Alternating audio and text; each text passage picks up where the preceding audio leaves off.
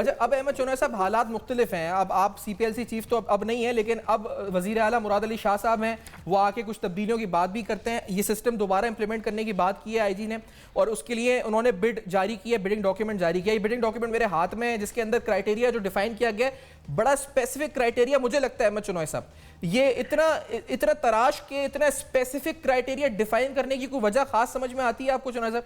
50,000 clients हो उसके, वो कोई अब इसके साथ साथ टर्नओवर इतना हो, हालांकि आपको 4,000 गाड़ियों के लिए चाहिए, आपको 50,000 नहीं चाहिए, 4,000 गाड़ियों के लिए चाहिए आप, और डिमांड आपने की है कि 50,000 क्लाइंट्स हो आपके।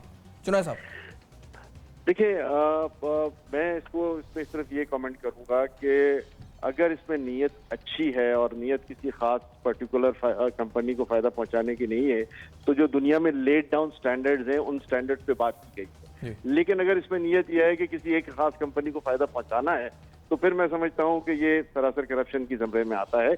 हमें इस चीज़ को एनालाइज करना चाहिए, और हमें ये भी एनालाइज करना चाहिए कि ट्रैकिंग की हमारी बेसिक रिक्वायरमेंट्स क्या हैं। ट्रैकिंग की बेसिक रिक्वायरमेंट्स ये है कि रियल टाइम में पुलिस की व्हीकल्स जो हैं वो कहाँ चल रही हैं, और रियल टाइम में जहाँ मदद की ज़रूरत है वहाँ पहुँच रही हैं या नहीं, और उसका मिसयूज़ नहीं हो रहा।